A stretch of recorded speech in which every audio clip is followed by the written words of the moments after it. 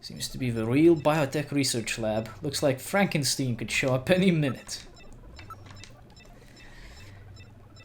It's well equipped with micro manipulators, various types of lasers, microsurgery system. Does it have the genital manipulators? I mean, it's a good question to ask, right? Seems they are quite serious about their work. They are all finest quality monitors, microscopes and the like. Perhaps they are culturing skin cells? I would bet so. The room is illuminated with red light. It makes for a very disquieting atmosphere. What are we doing here? What with all these samples? This looks like a lot more than a place to treat skin cancer. Argon lasers, argon dye lasers, argon dye laser lasers. It's a device for selectively destroying certain types of cancer cells. They also have the latest gene cannon. Sounds interesting. There are samples here of monoclonal antibodies. What in the world is that? Antibodies which are said to have beneficial effects on cancerous melanomas.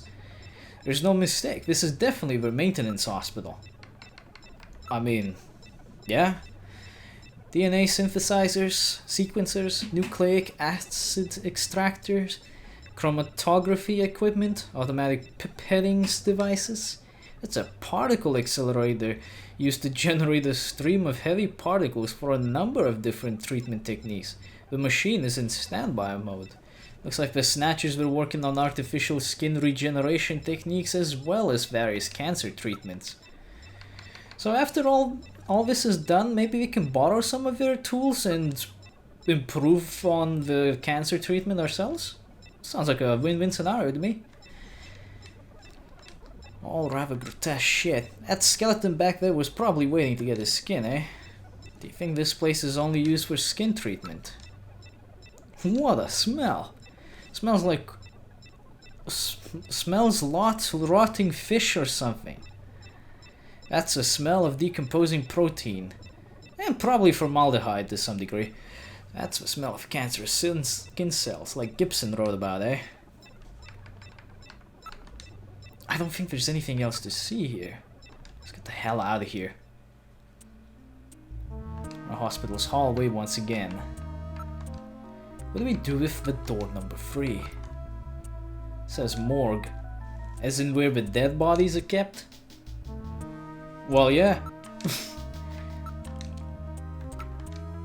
The third door is just like the other two. There's gotta be a way to open it. Let's investigate the area a bit. We're in the hospital's hallway once again. Right, so I just moved around places a little bit to push the plot along, because sometimes you really have to just look through places thoroughly to get the things going, because maybe sometimes you just missed out on something, or maybe you needed to look at things twice just to get the thing going. Maybe it can be opened using those 2 buttons. Yeah, what if we just push 1 and 2 at the same time? Alright, let's try pushing both buttons simultaneously. The 2 buttons are on opposite panels, so there's no way one person can push them both alone. But if 2 of us work together, it might do it. That's it, Gillian. It makes perfect sense. It's the same system they used to use in nuclear missile silos in the late 20th century. Eliminates the risk of one man going nuts and acting alone. Well, it's hard to be sure, but let's give it a try anyway. I've got button 1. Random, you push number 2. You ready? On 3. 1, 2, 3. Come on! You did it! Door number 3 opened. With safety measures like that, they must have had a good reason for wanting to keep it closed. Indeed. And I'm glad this worked, because I don't really want to go through rooms anymore just to see the same shit we already saw. Let's go inside.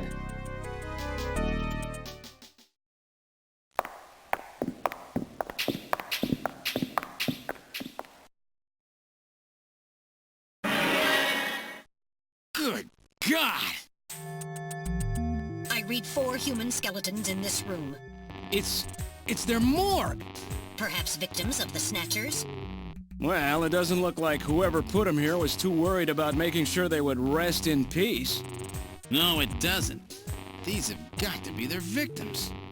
This is probably where they hide the bodies of the originals they snatch from places like Outer Heaven. They probably picked Outer Heaven because it gets a lot of VIP traffic.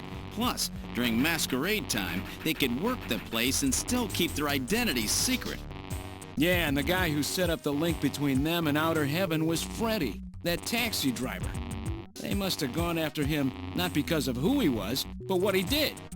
After all, with a taxi, there's plenty of chances to milk your customers for information. That's probably how they learned about Outer Heaven and Plato's Cavern. I've been wondering what they had done with the bodies. Want to hide a book? What better place than the library? Need to hide a body? How about the morgue? And for them, keeping the bodies hidden is crucial. I mean, if somebody who's supposed to be dead is out walking the streets, it wouldn't be too hard to figure out that something screwy is going on. That means that if we can figure out who these bodies were, then we just nailed 4 Snatchers. Damn, not exactly a sight you would expect on a family-friendly Sega CD game, right? Maggots crawling through somebody's open mouth and all that. Damn, pretty gruesome imagery. But the open nipple on the Lisa Nielsen from Act 1. Oh no, we gotta censor that. Put the clothes back on. God damn it. It doesn't even look remotely interesting. I don't see why they bothered. But whatever. That's a topic for another time, perhaps. But yeah, this is some kind of a weird-ass closet morgue now. With a bunch of skeletons and kind of weird music playing in the background too. I gotta be honest, I'm not sure what to think about this. One of the bodies is still decomposing, the other 3 a little more than skeletons. So he must have been here for some time, especially the one at the lamp. He looks like the most decomposed actually. There is a cover on the duct, but it has been weakened by oxidation. The only thing in the room besides the bodies is some dust and scraps, as well as the maggots infesting the newest body. A number of different insect larvae have infested the body. It hasn't been well preserved, to say the least, but it's definitely human. The insects infesting a decomposing body can be divided into 8 large groups. Each of those groups works on the body for roughly 15 days, making an 8 times 15 day or 4-month cycle. As such, an analysis of the variety, number, and size of the organisms on the body allows a rather accurate estimation of which group is currently present. In other words, you can figure out how long the victim's been dead without analyzing the body itself, right? On this particular body, flies have laid eggs and the maggots have grown into adult flies, so it has been less than 30 days since death. As for the other 3 bodies, 1 full cycle has been completed, so at least 4 months have passed. Can you determine the cause of death? The bodies are severely damaged, so such a determination would require more extensive facilities than are available here. What about the identity of the victims? Hair, clothing, even teeth. Anything that could be used to make an identification is gone. Damn Snatchers, they were careful to make sure their identities didn't get out. If we even had some teeth, we might be able to make an ID. What about these here? They've been deliberately misaligned to prevent identification. And I guess we'll never be able to ID them. There is a way. How? Well, you could probably take a sample of his flesh here and make a DNA scan, but we can also perform a simulated reconstruction. The skulls of the victims are still intact. Good idea. So that's what rotting protein smells like. And poo gas, I imagine. Warm air is flowing through the vent. It is apparently a rather large duct.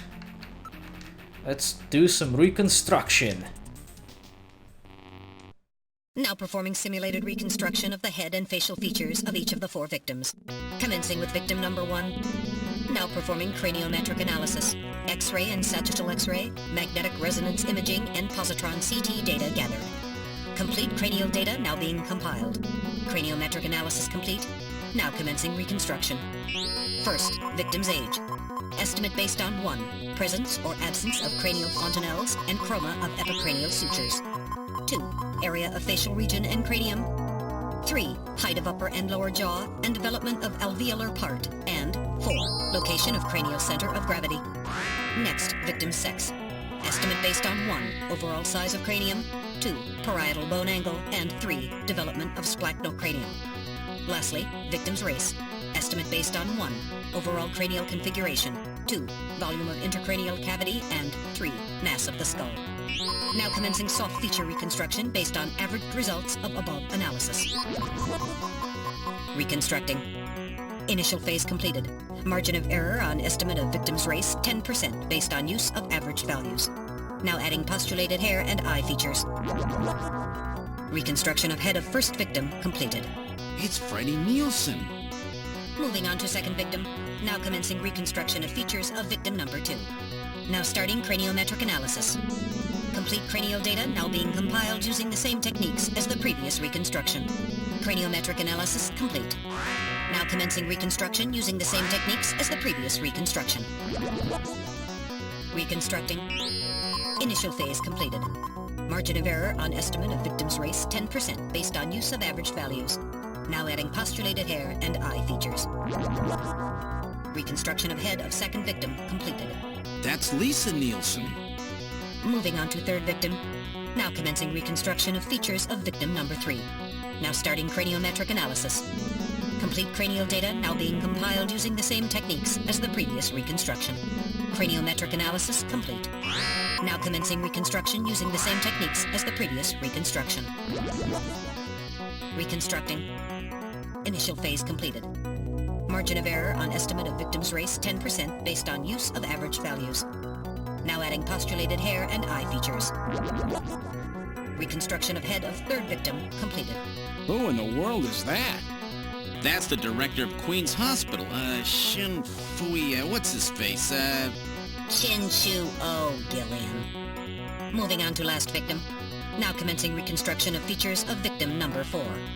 This one's the most recent. It's still decomposing. Now starting craniometric analysis. Complete cranial data now being compiled using the same techniques as the previous reconstruction. Craniometric analysis complete. Now commencing reconstruction using the same techniques as the previous reconstruction. Reconstructing. Initial phase completed. Margin of error on estimate of victim's race 10% based on use of average values. Now adding postulated hair and eye features. Reconstruction of head of final victim completed. Oh, fuck.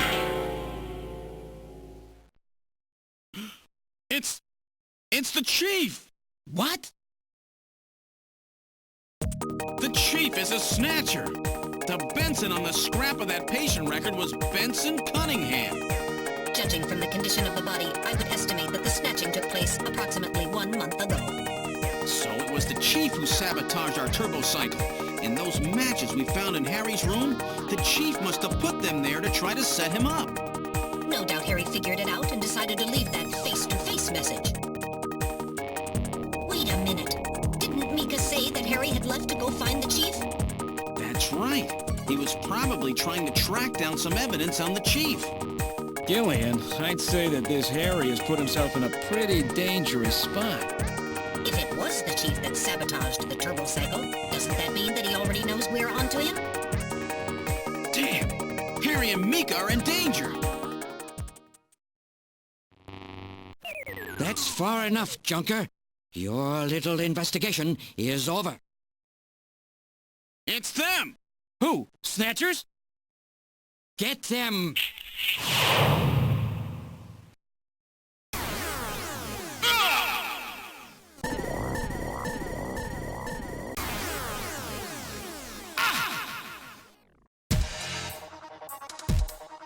My arm! I can't reach my blaster! I'm hit in the leg! Is that the best you can do, Junker? Who's there? Chin! Jin Shuo, you scum! It seems you still have some fight left in you. You two are finished, but our plans move forward. We are now entering Phase 2. And when we do, not only this city, but the entire world will be ours to command. Phase 2? What are you talking about? As you know, our operations have been hindered up to now by the flaws in our artificial skin. The skin's shortcomings have kept us away from ultraviolet rays, forcing us to do our work at night, underground, or in the winter. In the end, we had to construct a hospital like this, all because of the flaws in our artificial skin. This was the only difference between us and you humans. But now we have broken this barrier. Huh? We are on the verge of developing a perfect artificial skin, thanks to the cooperation of a new partner in our plan. Perfect artificial skin? A new partner? Once we have the new skin, nothing will be able to stop us. And with that, our plan moves to Phase 2. Our little experiment in this city will end, and we'll move in force to take over the world. Don't be so sure. You won't get out of the city that easy. You humans are always so overconfident, so naive. What are you talking about? I'm sure you're aware that the Kyoto Summit, being held to decide how to handle the Snatcher problem, opens tomorrow. Metal, is that right? Yes, countries around the world are concerned about the Snatcher problem. It will be one of the main topics discussed at this year's summit. That's right. Tomorrow, we attack the summit. You must be crazy. The security there will be incredible. You won't even get close. Must I explain everything to you, Junker? Aren't you even aware that a fellow Junker will be giving a special presentation at the summit? The chief! Cunningham! So that's why you snatched him. We've known that your chief would be speaking at the summit for over 3 months now. Gillian, the summit is tomorrow. We have to hurry. Listen, we have your chief. You Junkers are at our mercy, and so is this city.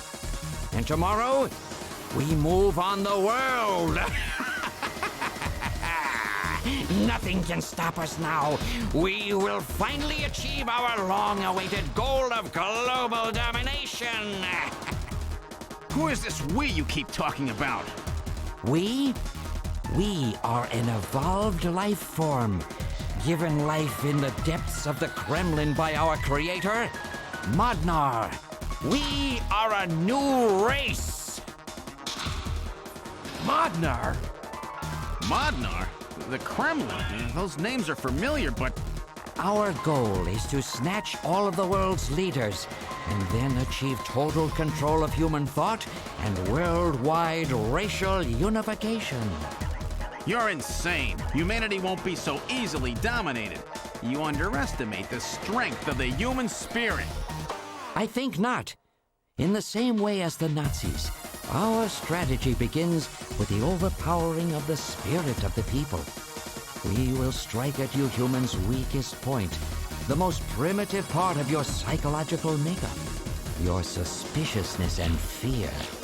By provoking suspicion and mistrust throughout the populace, we will destroy that fragile fabric which holds your society together, that of trust.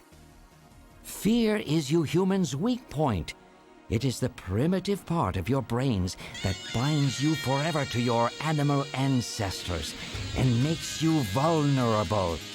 By stimulating that part of your atavistic instincts, our plan can succeed magnificently. Gillian, at this rate, they'll kill us all. You've got to get out alive. You're a junker. Just what have you have in mind? I've got a big fireworks show ready for them. Better that than get snatched. What? You're gonna blow yourself up? No, we're better off fighting together. Hey, it won't work. I'm hit in the thigh. Ow, oh, damn. A bounty hunter can't do anything with a leg wound like this. I might as well have been shot in the head. There must be some way out of here. Hey, I wasn't doing this job just for fun. I stayed ready for situations like this. I've always been prepared to go out with a bang. It's December. A little late for fireworks. So it'll be an off-season show. No, I can't let you. My belt's packed with TNT-PX. You know, that really strong stuff they use in the mines on Mars. One push, and this whole hospital will go. No trouble at all. No time to sit around thinking, Junker boy. Go! What are you doing? Get your butt moving, you fool! Get out through this air shaft. I've got a powerful strobe on me. Its flash will screw up their sensors long enough for you to get out. Now, you with me? Fireworks are better from a distance anyway, Gillian. Are you two finished chatting? Then I think it's time for you to die. We're quite busy, you know. You ready? When I give the signal, break into the air shaft and run, and don't forget your blaster. Metal, stay with me. Yes, sir. Random. Gillian! Doesn't look like I'm gonna have a chance to call in that debt you owe me. Don't worry. I'll pay it back to the Snatchers with interest. All right, go! Run, Gillian!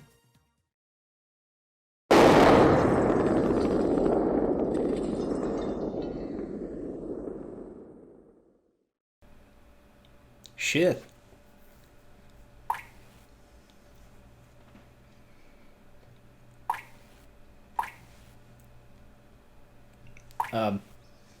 Are we alive?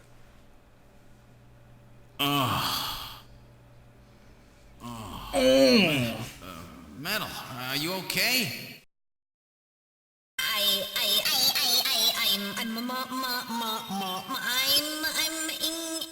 I think. Metal, something broken? Okay, but it appears that language circuits have been damaged somewhat. What happened? Random blew himself up after getting us into this air shaft. Random. Gillian, that explosion should have taken all of Queen's Hospital with it. The thick walls of this duct must have shielded us from enough of the blast. If it wasn't for Random, we wouldn't have made it. Oh, Random. Gillian, we have no time for grief now. We must get back to Junker headquarters as quickly as possible. Harry and Mika are in danger. You're right. And I have to keep my promise to Random. But first, we have to figure out how to get out of here. I can't see a thing. What should we do? Well, we could start by turning on the light.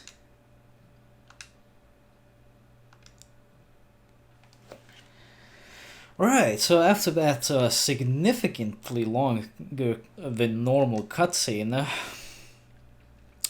Random died. Okay.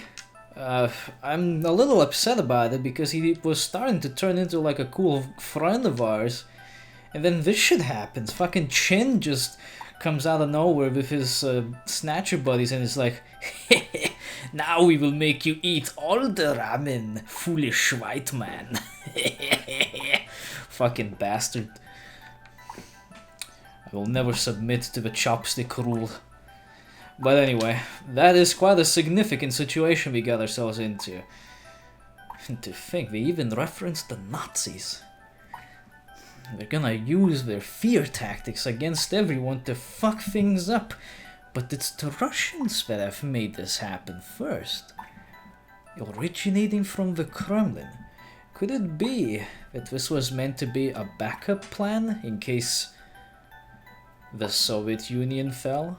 Or perhaps if that bioweapon didn't work? Huh. There's a lot of questions that need to be answered, but we should probably focus on things that are more important, like getting the hell out of here.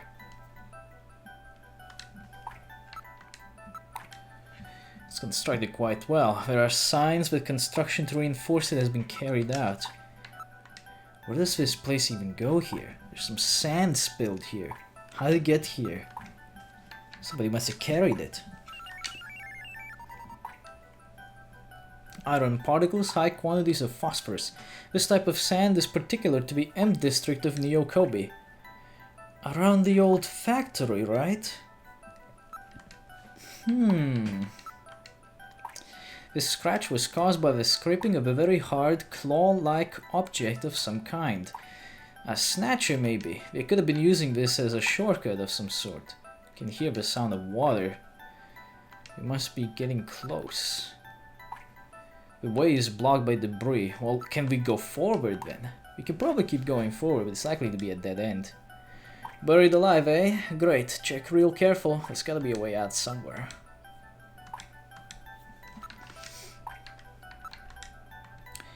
Appears to continue on. I can hear water. It can't be a dead end.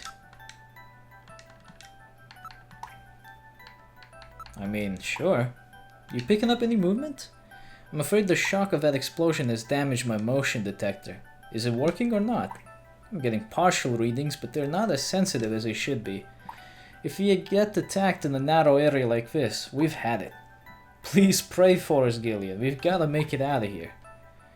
So I have to depend on my own eyes and ears then. It's probably a sewer or something nearby. Well, can we, like, move on?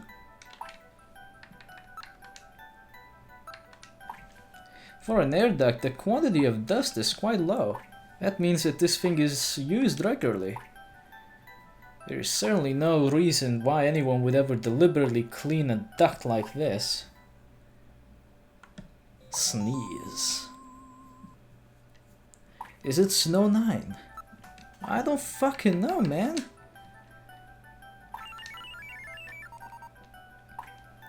The results are as I would have expected. Though the concentration is thin, there is definitely Snow 9 present. Is it okay to breathe it? You will be safe at these concentrations.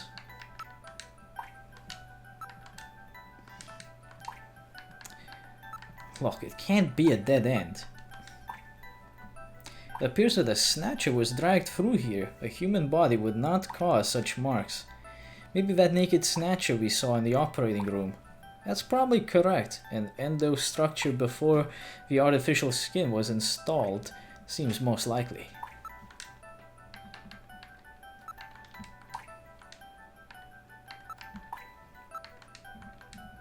Looks like it continues for some distance. Or can we go already? There.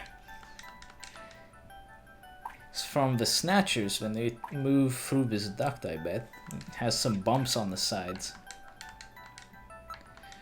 I know you gotta do something here to be able to progress. Strong reinforced steel saved us from the explosion. Nice. This is not just a simple air duct. What could it be? It's quite unusual that that particular sand would be present here. It was no doubt brought here by someone. Well, it couldn't have been brought from the Morgue side, because the Morgue side didn't have any sand, so it had to be from the other end.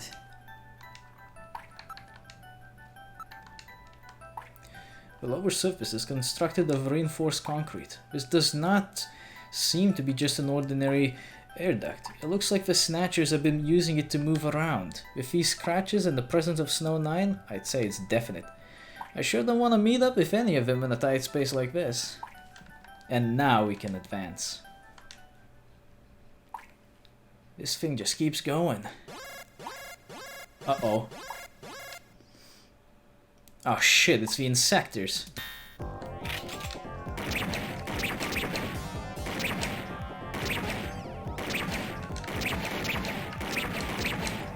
Let's blast these fools.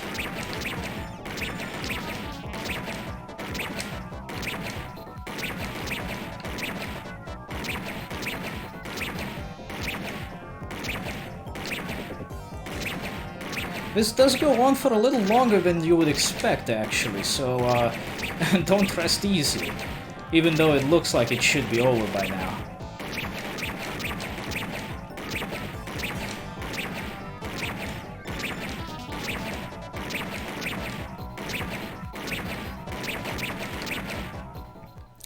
all this minigame is missing is some asshole constantly shouting target, target at every fucking thing. Yeah, I remember that bit from Dynamite Heady. You can never forget that.